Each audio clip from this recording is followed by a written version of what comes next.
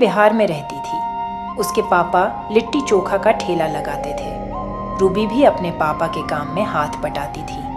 एक दिन रूबी अपने पापा से बोली, पापा ये लो लिट्टी मैंने बना दिया है और हरी चटनी भी बना दिए है, आप देख लो पापा। रूबी बिटिया, तू तो मेरी आदत खराब कर रही है। कुछ दिनों में तेरी विवाह हो जाएगी, तू ससुराल चली जाएगी तो तेरे बिना काम में बिल्कुल मन नहीं लगेगा। तेरी बहुत कमी खलेगी बिटिया। बस अब रो दिए रूबी, अब तू ही अपने पापा को संभाल, थोड़ी थोड़ी बातों में रो देते हैं। पापा मैं आपको छोड़कर कहीं नहीं जाने वाली हूँ। मैं यह शादी ही नहीं करूँगी। मैं आपके और माँ के बिना नहीं रह सकती हूँ। नहीं बिटिया, ऐसा नहीं कहते। बेटियों को अपना ससुराल जाना ही होता है। सूरज बहुत अच्छा लड़का है। मैं सोच रहा हूं तुम्हारा विवाह उसी से करा दूं। वह तुम्हें बहुत खुश रखेगा। तुम ससुराल में बहुत खुश रहोगी। रूबी की शादी सूरज से मुंबई में तय हो गई थी। 1 महीने बाद रूबी की शादी थी, इसीलिए अपने माता पिता से दूर दूसरे शहर जाते रूबी थोड़ा उदास थी। रूबी अपने घर में बड़ी थी और उसके एक छोटा भाई था जो कि वह अभी पढ़ रहा था।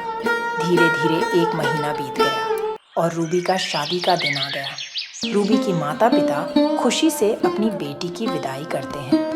शादी के बाद रूबी बिहार से मुंबई आ जाती है। रूबी का पति सूरज एक बड़ा दुकान में काम करता था। रूबी बहुत ही समझदार थी। वह ससुराल आते ही अपने पूरे घर को संभाल ली।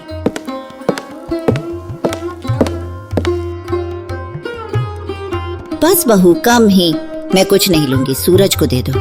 बस थोड़ा सा ही देना, पेट में बिल्कुल ही जगह नहीं है। इतना स्वादिष्ट खाना बनाई है बहू, मैं तो भूख से ज्यादा ही खा ली हूँ। कहाँ माँ जी, आप भी ना यूं ही तारीफ करती हैं। अब मैं आ गई हूँ ना, आपको ऐसे ही मेरे हाथ के गर्मा गर्म भोजन करना होगा माँ जी। कोई बहाना नहीं चलेगा। हमारे तो भाग्य ही खुल गए जो तुम हमारे घर में बहू बन के आई हो। जीती रहो बेटी। सुनिए, मैं आपका टिफिन पैक कर दिया है, बस मैं 5 मिनट में आई। ठीक है, जल्दी आना, मैं बाहर तब तक गाड़ी निकालता हूँ। माँ जी, और क्या क्या बाजार से लाना है? बस यही बहू जो जो लिखवाए हैं, और तुम अपने लिए जो चाहे ले लेना। ठीक है माँ जी, मैं थोड़ी देर में सामान लेकर आती हूँ।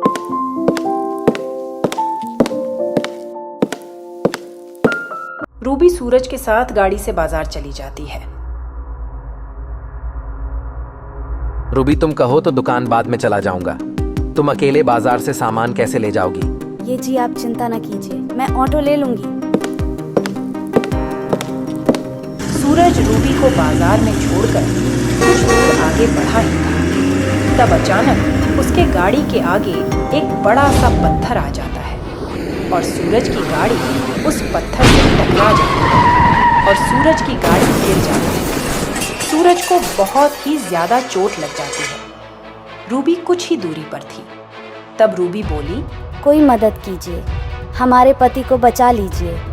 कुछ लोग मदद करते हैं और वहीं के नज़दीकी अस्पताल में ले जाते हैं। डॉक्टर सूरज का इलाज करता है। कुछ देर बाद सूरज को होश आता है। ज़्यादा गंभीर चोट तो नहीं थी, लेकिन सूरज के पैर की हड्डी टूट गई थी। 5 महीने के बाद सूरज को हॉस्पिटल से छुट्टी मिलती है और वह अपने घर चला जाता है।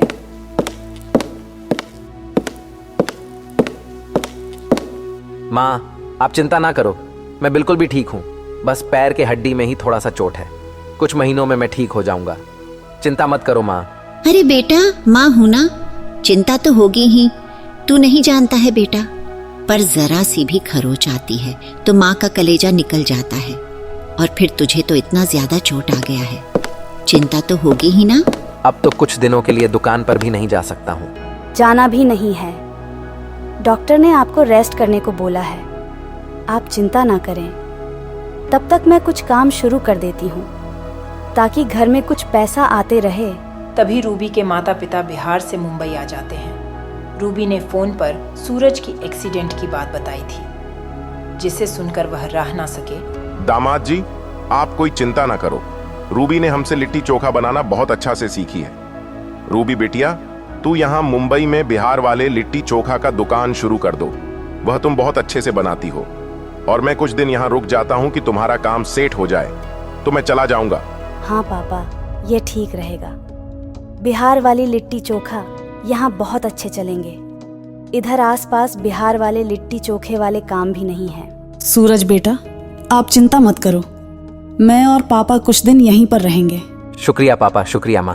हाय रे, मेरी किस्मत कितनी अच्छी है कि इतनी खूबसूरत बहू और इतने समझदार समधी मिले हैं। आजकल किसको मिलते हैं ऐसे रिश्ते।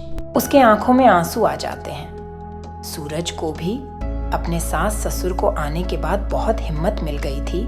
रूबी ने अपने पापा के साथ मिलकर मुंबई में एक ठेला लगाना शुरू करती है, जिस पर लिखा था बिहार के लिट्टी चोखे। लिट्टी चोखा के तो बहुत दीवाने हैं लोग। यह सोचकर रूबी और उसके पापा ने ठेला लगा दिया। उनके बने लिट्टी चोखा बहुत ही ज्यादा पसंद किए जाने लगा। तो रूबी के पापा बोले, रूबी बिटिया, अब तुम पर पूरा यकीन हो गया है। तुम अब अकेले काम संभाल लोगी। अब हमें जाना चाहिए। मिंटू भी बहुत दिन से अपने बुआ के घर रुका हुआ है।